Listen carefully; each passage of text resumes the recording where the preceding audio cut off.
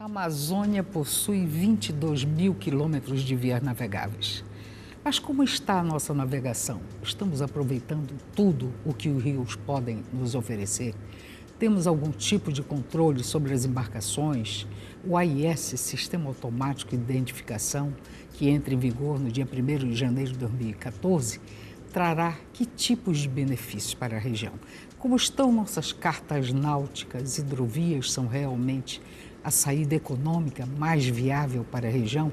No programa de hoje, vamos falar sobre o Plano Cartográfico da Marinha para a Amazônia e o Plano Nacional de Logística e Transporte. Não saia daí, o Roda Viva Amazonas está começando agora.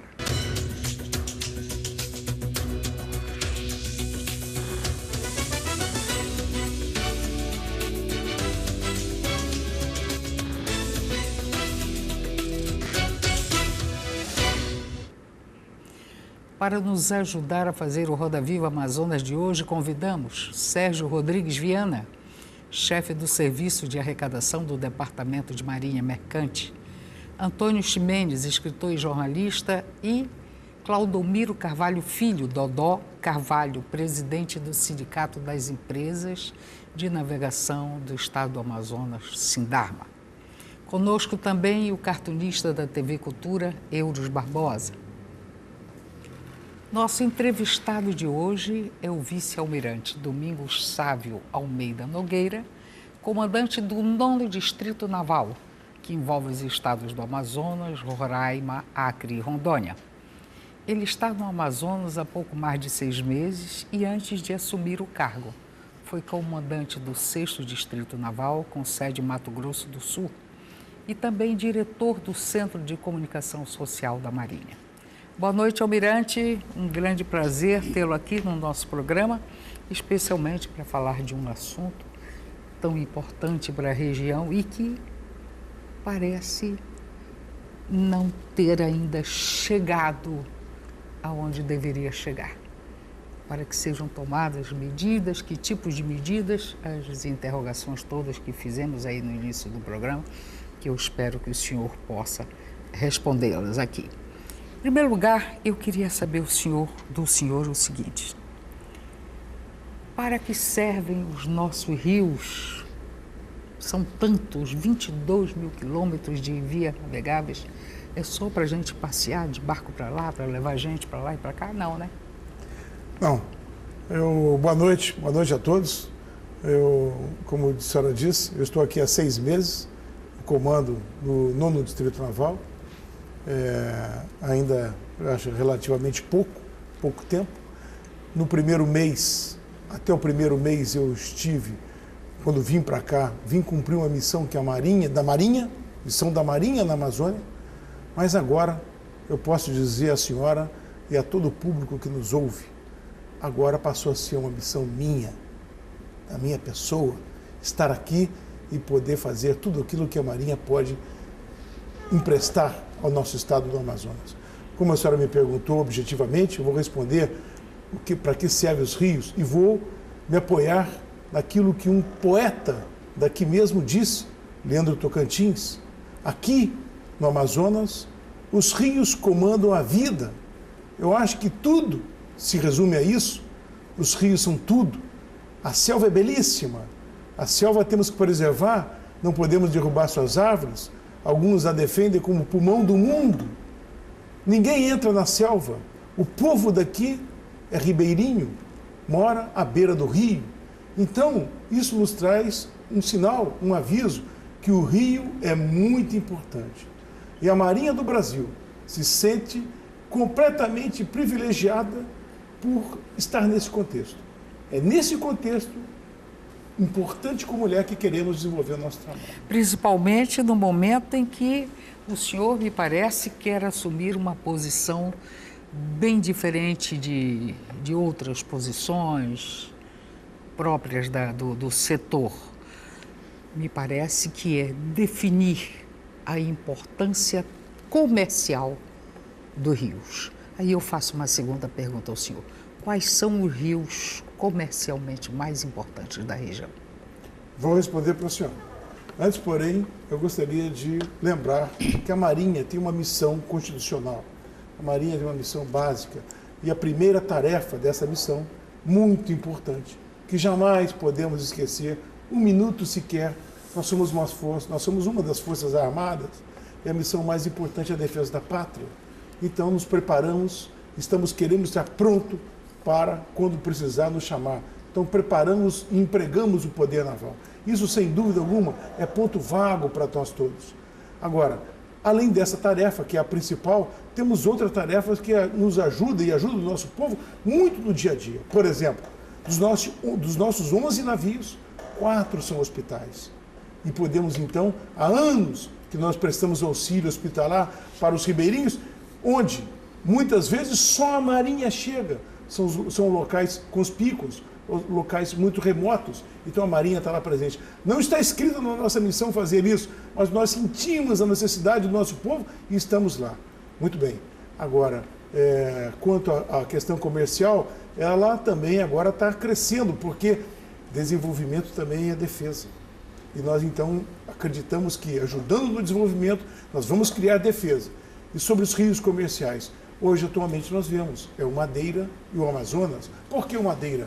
Porque traz toda a riqueza pesada do Centro-Oeste, que são as sementes, que são a lavoura de soja, que quer subir, e pode receber do exterior por um caminho muito mais curto do que levar os navios até Santos, ou então até Paranaguá, chegar até Itacoatiara, entregar em balsas ou em navios e descer e subir o rio Madeira para deixar no coração do Brasil, no Centro-Oeste, de um custo enormemente mais barato. É isso que nós devemos propiciar à Marinha. E onde entra o papel da Marinha aí? Entra o papel da Marinha aí naquilo que nós queremos só fazer aqui, levantamentos hidrográficos, preparar o leito do rio, preparar a nossa estrada. A Marinha, minha querida apresentadora, Menga, a Marinha, ela é um pouquinho de departamento, fazendo comparação à estrada de rodagem, é um pouquinho de departamento de estrada de rodagem, é um pouquinho de Detran e a Polícia Rodoviária Federal Estadual dos Rios. Porque aqui os rios são as estradas. Então fazemos um pouquinho de cada coisa. E aonde vamos entrar nessa parte do desenvolvimento são justamente nas sondagens. Para garantir o quê? Para garantir o local do canal de navegação. Dizer ao navegante, navegue por aqui porque você navegará com segurança. Certo. Vamos lá. Vamos ao, então, convido vocês... Recentemente, entrevistei o governador de Rondônia, Confúcio Moura, e ele fez 2 observações que me chamam muita atenção. A primeira, que está sendo criado o novo porto de Porto Velho. R$1 bilhão de investimentos. E a segunda é que vai aumentar o transporte não só de balsas, como também de navios, no Rio Madeira. Nós gostaríamos de saber o que está sendo feito de efetivo para melhorar a navegabilidade do Rio Madeira, que é a nossa maior hidrovia. Muito obrigado. Não fui eu quem começou esse trabalho, eu apenas tive a chance de sentir o trabalho e poder agora dar o devido realce a ele.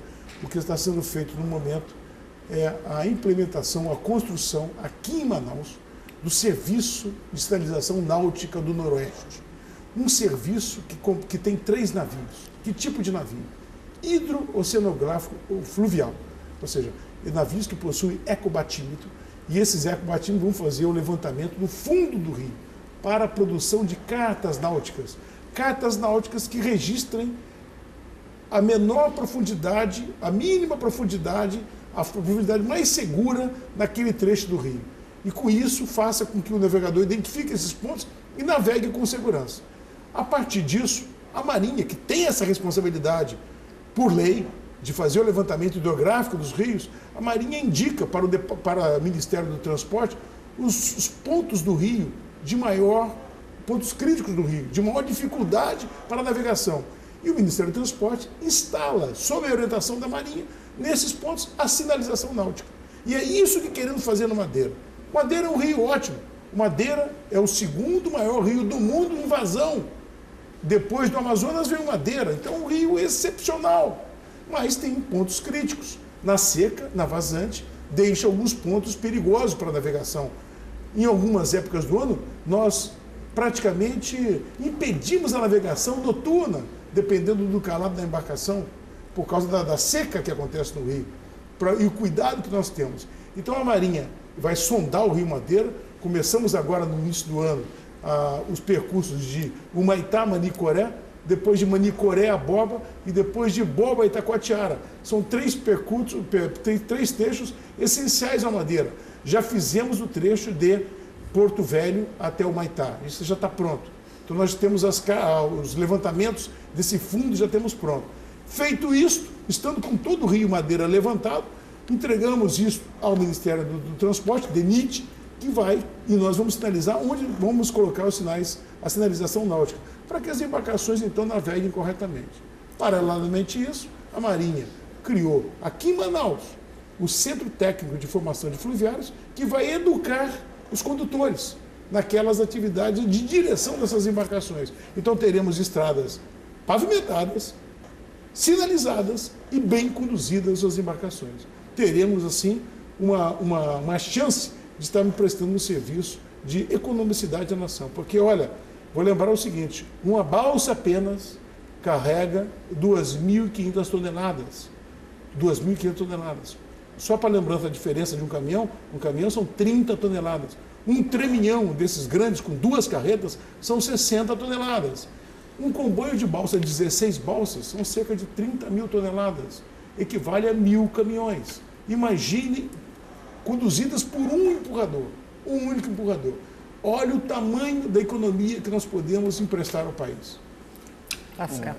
Almirante, eu sou de família ribeirinha, vinho do... Que bom. Eu aprendi com meus pais a reimar. Então, quando o senhor diz que a água comanda a vida, é verdade, porque os rios comandam a vida. O rio comanda a vida, é isso Leandro mesmo. Tocantins. E mais ao longo de muito tempo, a gente não tem visto uma certa atenção ao transporte hidroviário, ao transporte, à navegação, como propriamente a gente chama aqui. Mas essa semana, para minha felicidade, participei junto, já é um projeto que a gente já vem ao longo de alguns anos, que é a formação, o Centro de Formação de Fluviário. Isso para nós, para as empresas de navegação, é uma felicidade muito grande, porque a gente vai mudar a forma de fazer navegação. Porque nada adianta o senhor mandar levantar essa batimetria toda, fazer essas cartas todas, se o nosso homem, que está dentro dos empurradores, ou dentro dos barcos, ou dentro dos próprios navios, ele não estiver preparado para isso. Então, o que a Marinha vem, além do centro, fazendo para que a gente possa melhorar essa mão de obra, para que a gente possa melhorar essa segurança na navegação e, acima de tudo, a gente possa tornar a navegação uma coisa atrativa para o desenvolvimento do Estado? Atrativa, eu diria que é o preço da carga, ou seja, do frete. O frete na navegação é muito mais em conta. Um dia desse eu vi alguém da aeronáutica me falar que o esforço aéreo de condução de cargas aqui na Amazônia durante um ano carregou 2.500 toneladas. Logo depois eu comparei que esse é apenas de uma balsa. Uma balsa carrega 2.500 toneladas, quer dizer, a diferença, eu não vou de balsa para o Rio de Janeiro, evidentemente, mas em questão de carga não há comparação. Quanto à questão da formação, é preciso dizer que há muitos anos aqui nós temos rios e o Amazônida ele já navega há muito tempo. Eu não vou querer ensinar o Padre Nosso ao vigário, evidentemente, mas é preciso haver uma modernidade, uma modernização desse ensino, uma atualização, porque os números de embarcações estão aumentando.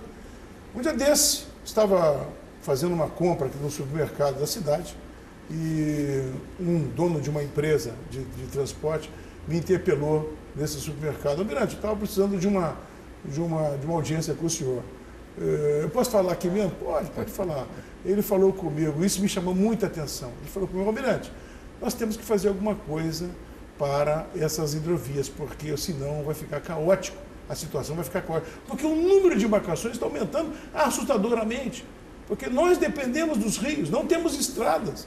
Nós temos estrada que nos leva à Venezuela, mas nós não temos estrada que nos leva ao Brasil, que nos une ao Brasil. O Manaus, para mim, é como se fosse uma ilha. e o número de embarcações aumenta cada vez mais. Então é preciso que haja uma conscientização. Por exemplo, uma coisa simples, a cultura do uso do colete salva-vida, como pouquíssimos usam. O ribeirinho confia muito em si mesmo e esquece que às vezes vem o banzeiro e derruba e vira, emborca a sua embarcação. Então é preciso criar essa cultura, é preciso dar curso. Outra coisa, muita gente boa aqui no Amazonas, trabalham em barcos há anos, fazem tudo, são perfeitos, mas não tem a seção funcional, as suas categorias são baixas, são marinheiros auxiliares, podendo ascender a marinheiro, podendo ascender a contramestre, podendo ascender a mestre, podendo ascender a piloto e ascender a capitão fluvial, possibilitando à sua família um bem-estar com a melhoria do salário, por exemplo. Seria ótimo. Aí uma segurança na navegação. Né?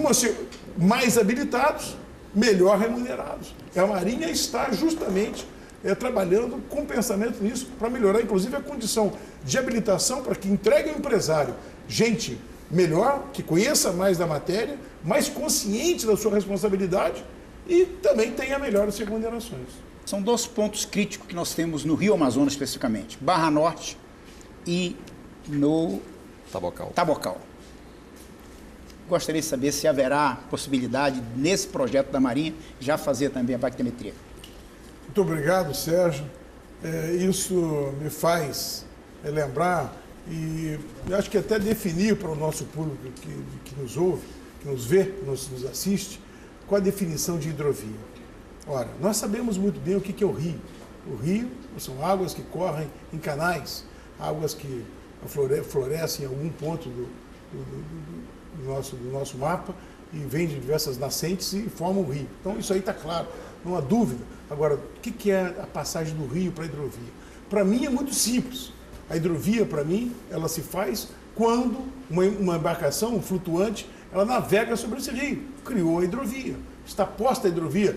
Muito semelhante ao que é uma aerovia, que nós sabemos que é quando um avião levanta voo de aeroporto e vai ao outro.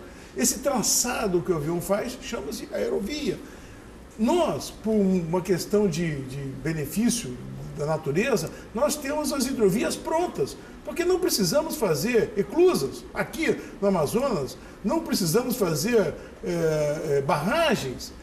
A hidrovia já está pronta, é só navegar com cuidado, sem desbarrancar as margens, sem poluir o rio. Então é navegar. Agora, nós não podemos mexer na natureza. A natureza existe, temos até que protegê-la. Então o que a Marinha faz é medir o fundo. Se o fundo ficar muito raso, eu tenho que dar restrição de calado. Isso que o senhor bem lembrou. Ou seja, eu tenho que tornar o meu calado menor. Tem que colocar menos carga naquela época do ano. E fazemos isso, porque ninguém quer encalhar. Ninguém quer encalhar. Porque o encalhe traz um sobretrabalho muito grande. Muito bem.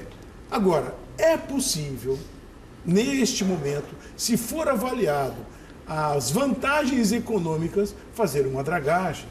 Ou seja, tirar daquele ponto, esse ponto que o senhor está citando, tirar areia, tirar terra desse local, colocar em outro. Essa dragagem depende de rimas, depende de licenciamento ambiental, de um estudo, mas é possível isso. Por exemplo, no Rio Madeira, fazemos isso. Fazemos quem? O DENIT, o Ministério do Transporte. A Marinha indicou que um determinado ponto está com o fundo muito alto, está com muita terra.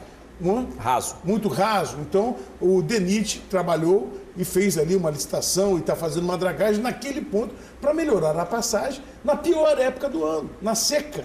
E é isso, talvez, que venha a ser feito em alguns pontos do Rio. E a Marinha, ela faz a sondagem não só para identificar esses pontos, como aqueles perigosos para a navegação, como também depois da dragagem, ela vai medir para ver se ficou boa aquela passagem. É possível isso.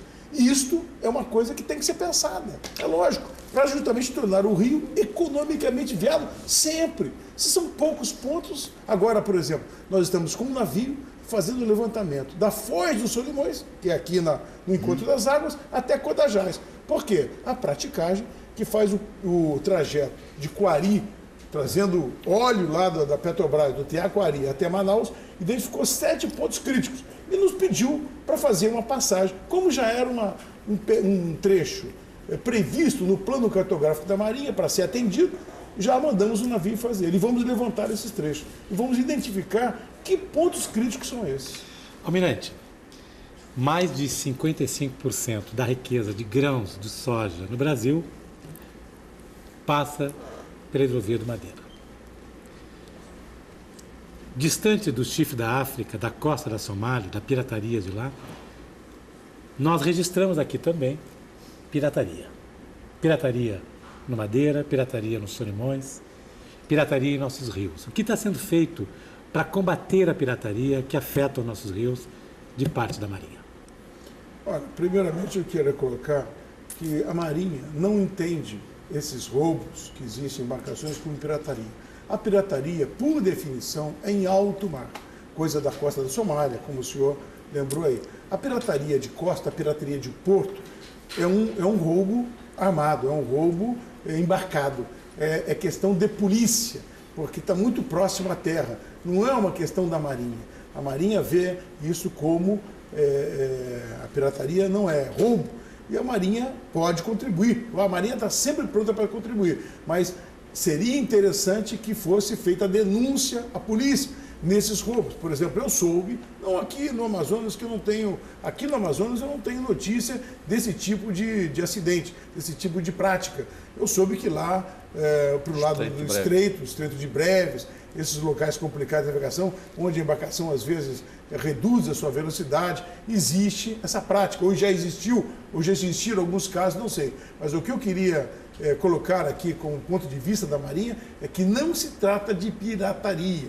A pirataria é uma definição muito clássica para o roubo em alto mar. É feita a pirataria. Mas como a pirataria é feita muito próximo à terra e os rios são veias dentro do nosso próprio corpo. Eles pertencem à terra. Eles não são como o mar. Os ordenamentos jurídicos são completamente diferentes. Por exemplo, no mar, eu sou obrigado a deixar um navio estrangeiro passar sem importuná-lo. É chamada passagem inocente, mesmo no mar territorial. Já no rio, não. O rio, quando se penetra no rio, se penetrou no Estado Nacional.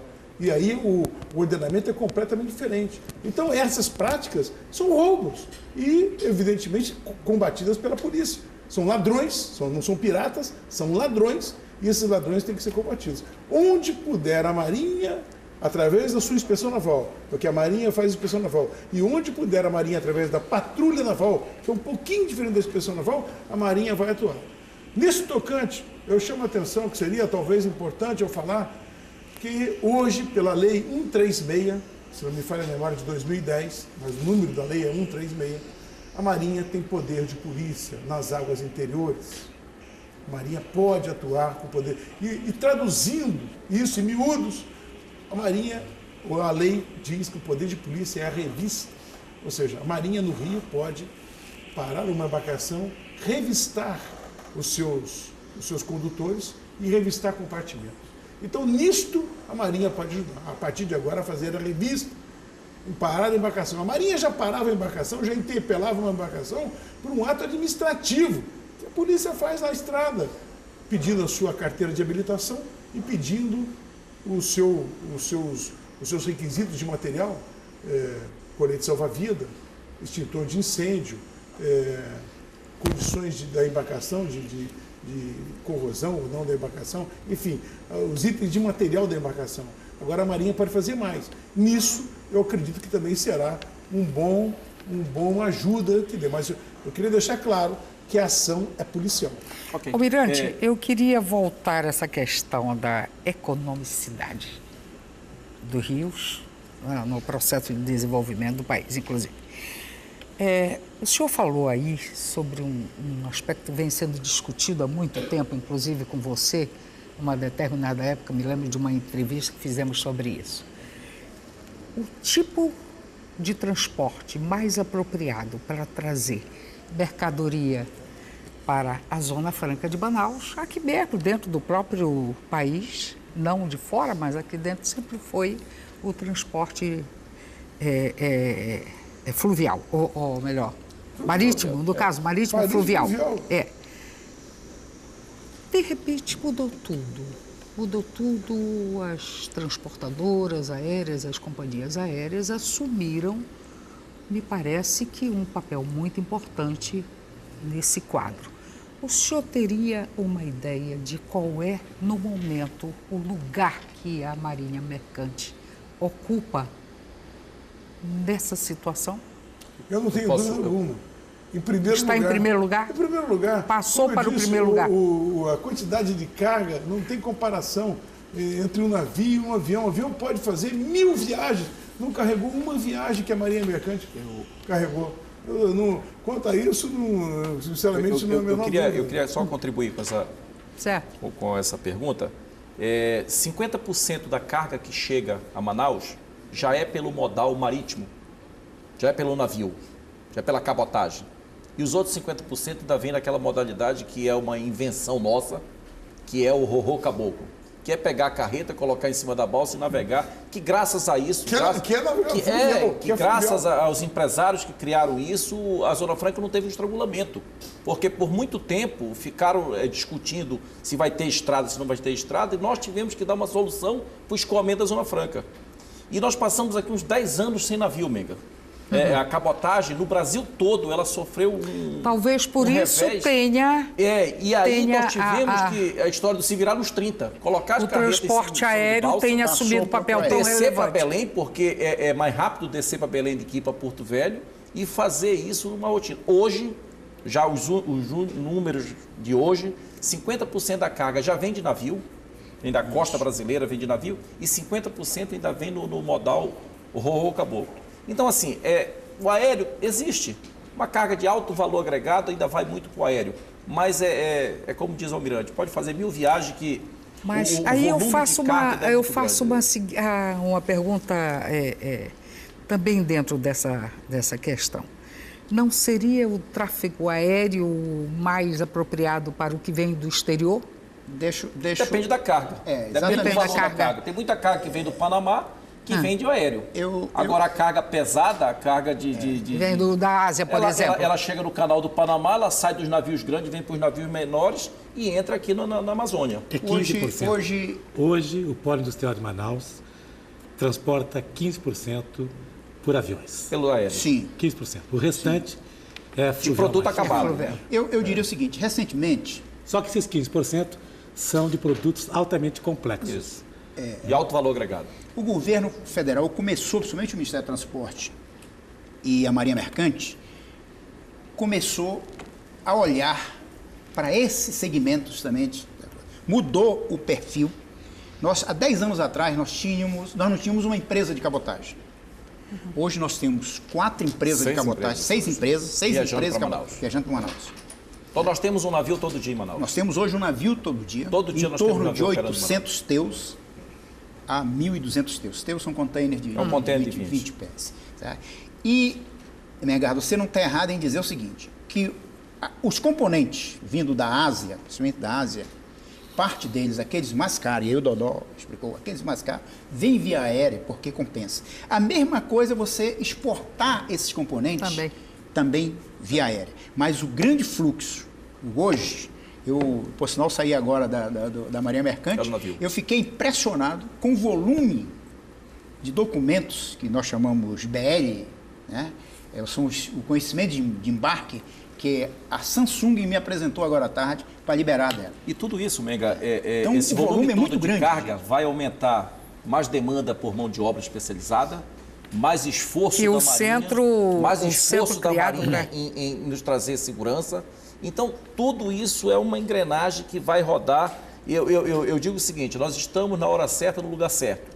A Amazônia, com certeza, o transporte hidroviário, nos próximos 10 anos, ele vai dar um salto aí. Almirante, nesse seminário que começa, salvo engano, dia 21, esses assuntos todos serão tratados. Por especialistas. Por especialistas, eu vi. Altissimamente competentes. Inclusive com convites feitos à classe empresarial, que precisa tomar conhecimento disso tudo. Mas olha, sobre a sua pergunta ainda, eu gostaria de falar 2 coisas.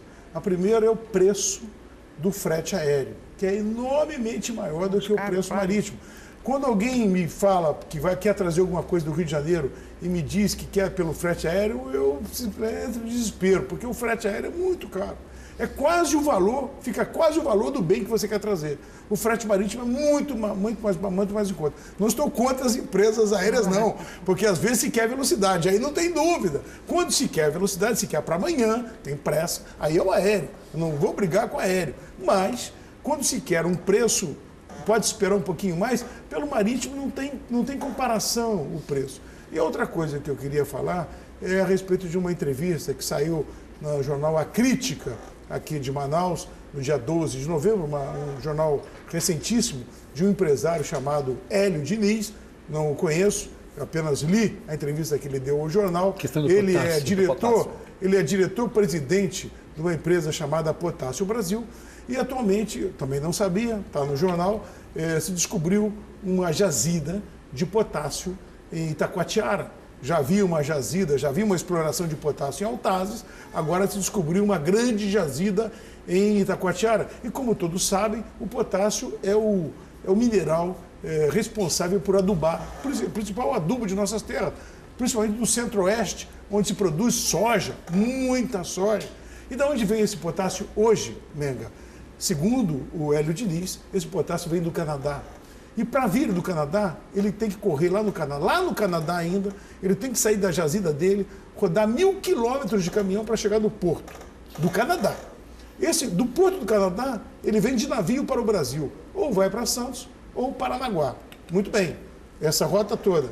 E depois de Santos ou Paranaguá, para chegar onde vai ser aplicado, na terra que ele vai ser jogado, o centro-oeste, ele roda mais 2.000 quilômetros de estrada de rodagem. Ora, o percurso muito mais econômico chega à conclusão, este empresário, não é a minha conclusão, é do empresário Hélio Diniz. Ele diz o seguinte: se saísse do Canadá, viesse a Itacoatiara, e de Itacoatiara embarcasse em balsas para Porto Velho, ele praticamente já estava no centro-oeste por um preço infinitamente menor. Até 60% menos. Agora, nós estamos falando do Por isso aqui? Que nós somos a solução. Adubo. E da onde ele vai tirar agora, já que descobriu-se isso estou dizendo o potássio do Canadá, mas agora que descobriram aqui, não há dúvida que se a idade de Itacoatiara irá direto para o centro-oeste. O Brasil é rico, não precisamos de nada. Nós não precisamos de nada, podemos cruzar os braços. Almirante, 4 navios hospitais tem a Marinha aqui na Amazônia Ocidental. Nós temos notícia que mais de 30 mil pessoas são atendidas ano. Nós queríamos saber um pouco desse trabalho na Floresta Profunda dos barcos hospitais.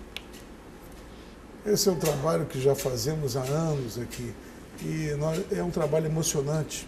Existe um filme, chama-se Navios da Esperança, que mostra depoimentos dos médicos da Marinha que dão esse atendimento e de quem recebe o atendimento. Emocionante.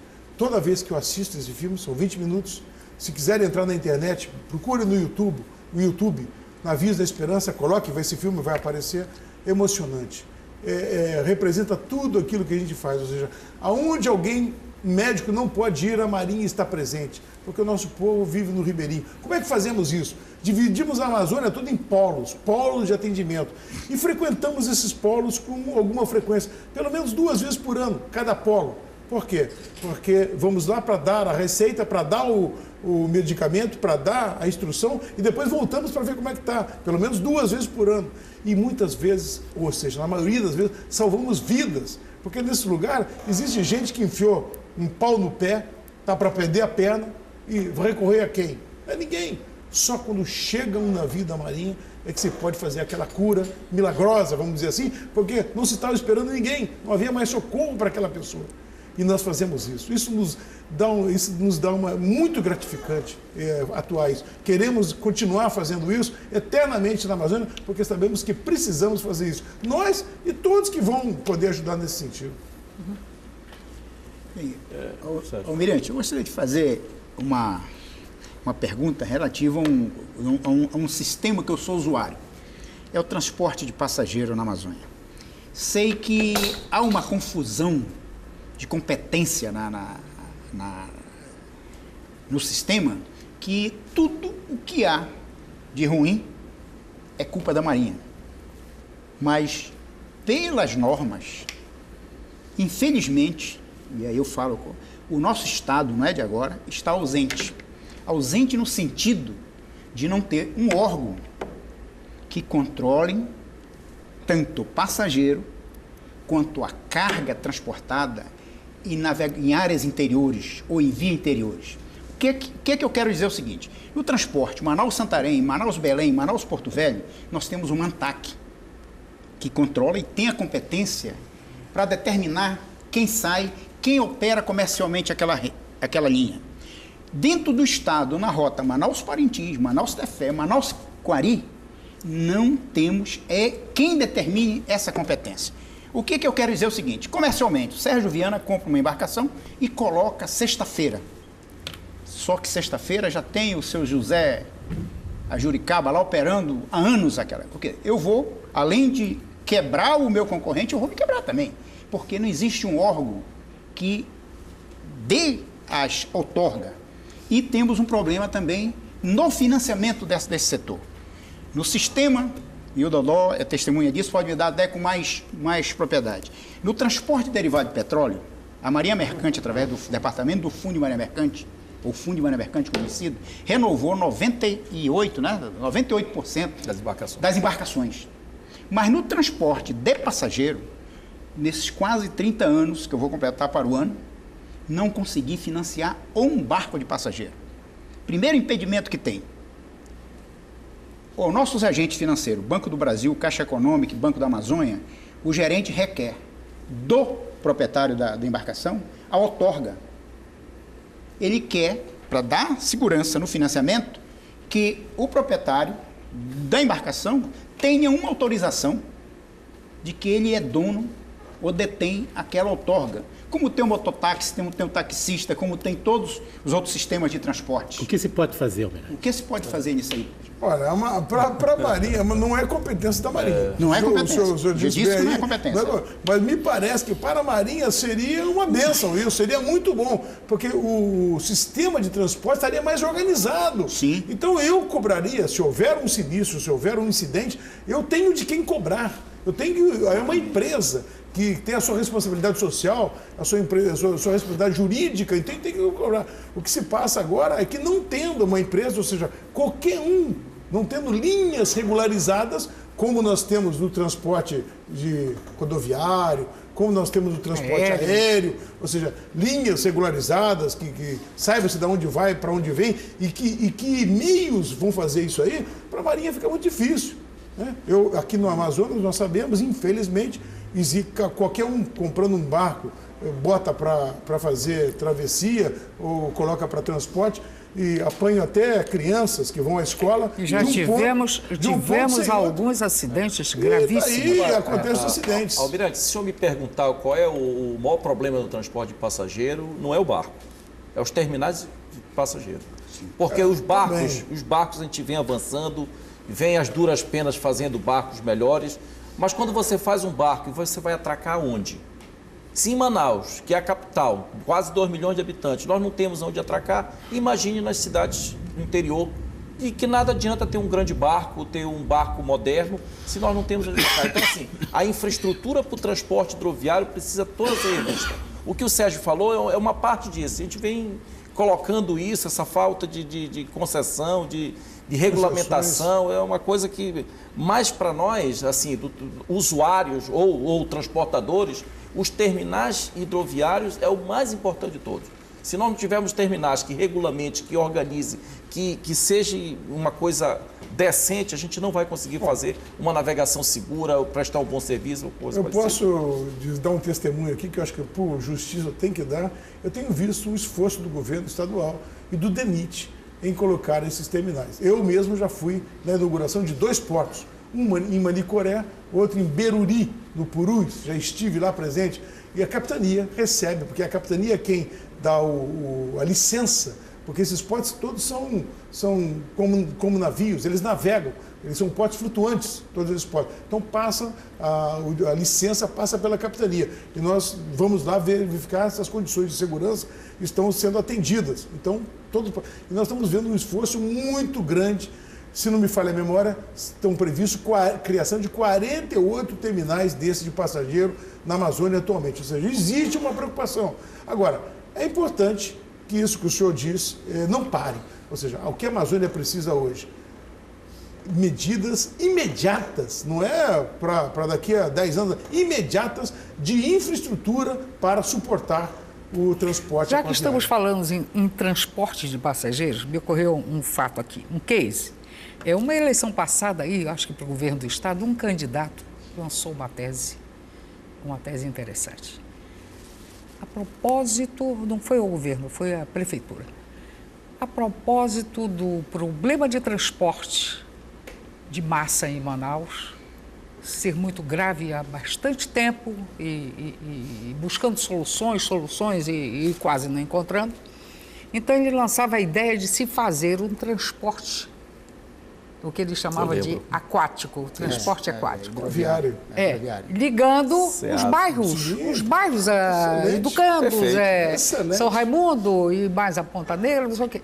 Então, a ideia, por muita gente, foi considerada ideia de maluco. Eu acho que não. O senhor não acha isso não, né? De jeito. Não, eu acho que nós temos que aproveitar o que a natureza nos dá, sem maltratá-la. Então, é muito mais barato, mais econômico e seria, eu acho que até mais aprazível poder correr o rio com uma embarcação. É um visual espetacular, o contato com a água é ótimo. Então, eu acho que com segurança, estabelecendo concessões de empresas que assumam a sua responsabilidade, até mesmo na fabricação desse barco. Queremos, olha, hoje a Amazônia quer pular do estágio de navios de pau para navios de ferro, para navios de metal, e até aumentar a indústria, a produção dessas indústrias, através de polo naval. Polo naval, como a senhora citou aí. Então o campo para se fazer isso na Amazônia é enorme. Nós temos muito campo. Por que temos? Porque temos rio.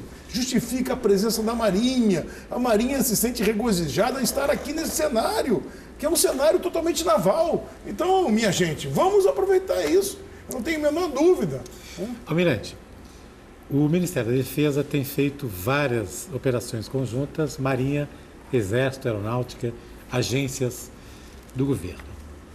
Como está a inter-relação da Marinha com o Exército e com a Aeronáutica aqui na região, a partir de operações como a Operação Ágata 7, a última que aconteceu?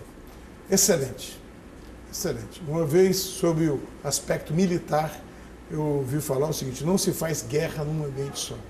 Quando existe guerra, que é o propósito dos militares, é defender o país em uma guerra, é em conjunto. Não se guerreia num ambiente só, um ambiente naval, ambiente terrestre, ambiente aéreo. Não, por causa disso temos que nos entender e nos conhecer, para num momento crítico, todos se unirem. A união faz a força. E essas operações têm trazido uma enorme oportunidade de nós unirmos. Não só as agências, não só os militares, mas agências civis, o IBAMA, a Polícia Federal, o IPAAN, aqui da região, ou seja, todos aqueles que participam e coíbem excessos, que coíbem crimes. Eles estão participando, a Polícia Civil, o ABIN, ou seja, todos os órgãos que trabalham em prol do Estado. Isso está sendo ótimo. E a Força Aérea Embarcada da Marinha? Como é que estão os helicópteros daqui de vocês? Como é que estão atuando? Nós temos 5, nós temos um esquadrão ainda pequeno, para o tamanho de Estado que nós precisamos crescer mais. A Marinha tem o seu plano de articulação e equipamentos da Marinha. E ela quer aumentar. Aqui para a Amazônia está previsto mais um esquadrão de helicópteros maiores, chamado de porte médio. O que temos hoje são helicópteros de porte pequeno, chamado esquilos, modelo esquilo, né? E nós queremos crescer para... Esse modelo esquilo vai passar para 12 aeronaves, hoje nós temos 5, e o de porte médio, mais 5 ou 6 aeronaves. Isso para mostrar que há necessidade. E a Marinha, agora só necessitamos do quê? Teto orçamentários. Esse é o nosso ponto. Almirante, uma das funções da Marinha é a questão ambiental das águas, né? Tem a proteção do meio ambiente. Poluição hídrica. Isso, a poluição hídrica.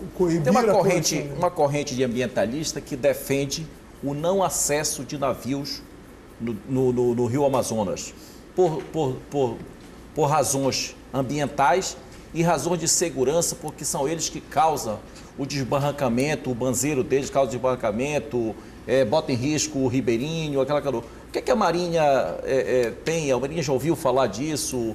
A gente escuta isso já nas rodas, essa corrente crescente de não acesso de navios, considerando que o Mississippi não entra navio, o outro rio não entra navio, mas o Amazonas é um rio internacional. Um braço de mar.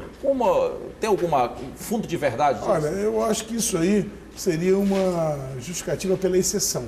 Ou seja, que pode haver um desbarrancamento, uma batida, mas a Marinha, ninguém da Marinha quer bater, porque inclusive vai fazer mal para o próprio navio. Todo mundo foge da costa, todo mundo foge da pedra, todo mundo foge Mas é o do banzeiro encalhe. que vai desbarrancando, o navio mercante passa com muita velocidade, ele vai desbarrancando, Sim, aí vai o Marinha, rabetinho lá da canoa, para determinadas passagens, assusta o ribeirinho. Mas não tem regras, doutor? Para determinadas passagens, isso. a Marinha impõe as normas da autoridade marítima, onde inclusive existe limite de velocidade, como na estrada, nos rios também existe limite de velocidade, para que as populações que estão até morando à beira do rio não sofram aquela onda provocada por uma passagem rápida.